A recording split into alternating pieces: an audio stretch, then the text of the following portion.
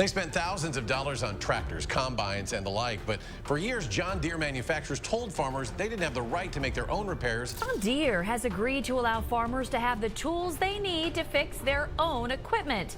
Although it may not sound like a big deal, there is a battle over the so-called right to repair. The digital lockdown, John Deere versus American farmers. Forget the surface-level headlines. This is the unvarnished truth about a silent power grab shaking the very foundations of how we eat. Imagine a single corporation holding the digital keys to the machines that feed nations. This isn't science fiction, my friends. This is the unfolding reality with John Deere at the helm. You saw the initial tremors, a president's fiery tariff threat. What happened with all that? What ignited such a drastic move? It wasn't just about metal and gears. It was about a digital siege, a software lockdown that sent a $34.05 billion shockwave through American agriculture. Why? Why this seismic shift? What lies beneath the surface of this once trusted giant? They spin tales of progress, of technology boosting efficiency. But what is the truth? The stark truth, my friends, is far more calculated. John Deere, once a beacon of American ingenuity, morphed into a tech leviathan, wielding control with lines of code.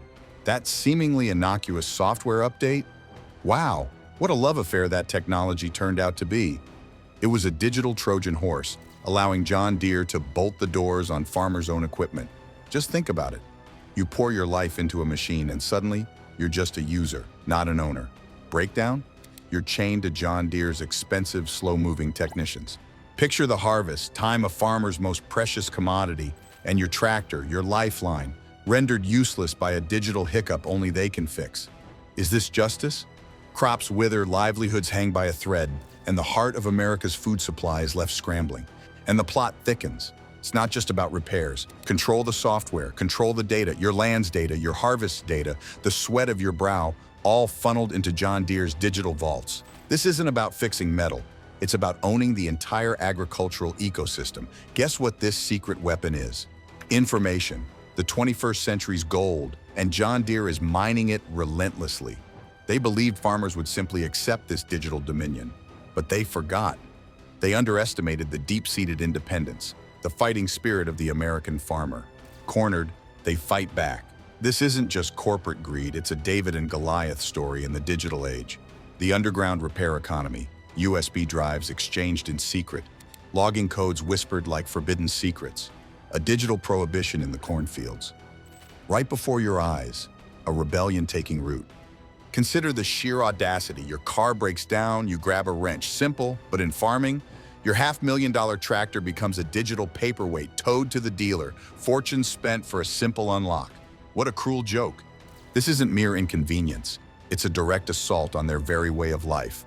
Lost days during planting or harvest can spell financial ruin.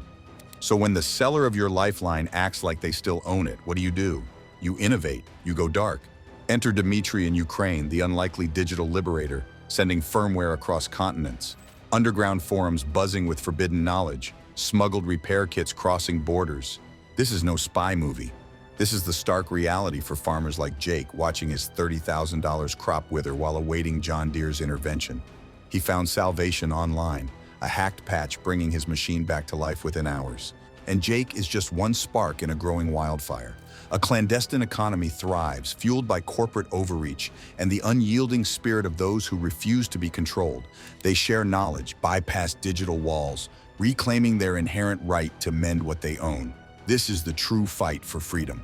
But how did John Deere, a name etched in American agricultural history, become this digital overlord? The answer lies in the master switch, the proprietary software that dictates every function of their modern behemoths. These aren't just iron and oil anymore, they're rolling data centers, and John Deere holds the ultimate kill switch.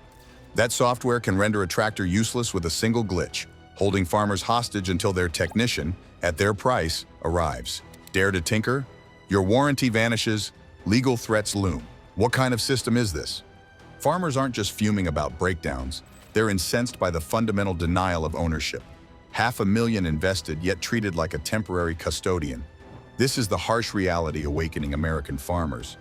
And this, my friends, transcends tractors.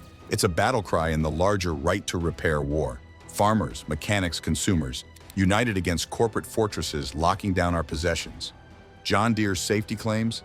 Believe me, it's about control, about the billions flowing into their coffers through controlled repairs and harvested data. The numbers paint a grim picture. Over 140,000 farms vanished in 5 years. While multifaceted, the exorbitant costs and crippling delays imposed by John Deere's system are undeniable contributors. Farmers are fighting not just nature and markets, but the very companies claiming to support them. But the flame of resistance burns bright. States are pushing back with right-to-repair legislation, bills introduced in every corner of the nation. And John Deere? They're deploying armies of lobbyists, fighting tooth and nail to protect their digital dominion. Yet, with every farmer who finds a backdoor, every shared piece of forbidden code, John Deere's grip loosens. These are not people who yield easily. They tamed this land, weathered every crisis. Now they're facing down corporate giants for their very way of life. The master switch might be in John Deere's hands, but the spirit of these farmers, it's an unyielding force. John Deere anticipated submission. They ignited a rebellion fueled by raw determination and digital defiance. Their lockdown sparked the right-to-repair movement, now echoing in legislative chambers. Lawmakers are finally hearing the tales of rural dystopia. Crops rotting in fields, livelihoods lost to digital gatekeeping. The FTC has launched investigations, echoing the farmers' demand. Ownership means the right to repair. Biden's executive order amplified the call. Critics decried John Deere's policies as blatant monopolistic practices. John Deere spoke of protection. Farmers saw only profit. Behind closed doors, John Deere waged a silent war, their vast resources deployed to crush right to repair. Lobbyists swarmed state capitals, allegedly even drafting legislation to neuter these crucial protections. Remember Nebraska's bill stripped bare after private meetings? Coincidence? You be the judge. But farmers weren't just lobbying, they were lawyering up. Class action lawsuits mounted, accusing John Deere of illegal monopolization, simple software unlocks costing fortunes. And in the shadows, the digital resistance grew. Green Rebellion in Minnesota teaching farmers the forbidden art of bypassing DRM. A grassroots DIY movement with grease-stained hands and digital know-how, operating in the legal gray zone, fueled by righteous anger against corporate control. Did John Deere feel the heat? A non-binding memorandum of understanding with the Farm Bureau in early 2023, a PR maneuver, critics scoffed. Yet lawsuits piled up, the FTC's gaze intensified, and a united front of farmers stood their ground. The billion-dollar question: would the green giant yield, or were they too powerful, too entrenched? One truth remained: farmers were done asking politely. This was a fight for their future. While the heartland seethed, Wall Street quietly panicked. John Deere's stock took a nosedive, JP Morgan abandoning ship. Why? The agricultural crisis, John Deere's crumbling control. Farmers weren't buying their lockdown tech. Revenue stagnated, profits plummeted as farmers sought alternatives, used equipment, underground repairs, black market firmware. Wall Street loathes unpredictability, and John Deere looked less like a blue chip and more like a sinking tech monopoly. Internal dissent grew, activist investors demanding accountability. The rejected proposal was a stark warning. Political pressure mounted with the FTC investigation, hinting at antitrust action. Other agricultural giants watched nervously. John Deere's fall could trigger a domino effect. Was this a temporary dip or a fundamental crisis? Silicon Valley ambitions clashed with their agrarian roots. The irony? Wall Street was finally tasting the powerlessness farmers had endured for years. Would investors force change? Could John Deere survive the gathering storm? Farmers weren't just resisting, they were building a new future, a terrifying prospect for corporate control. This wasn't your grandfather's rebellion, it was digital, decentralized, and effective. John Deere's lockdown inadvertently sparked an agricultural awakening.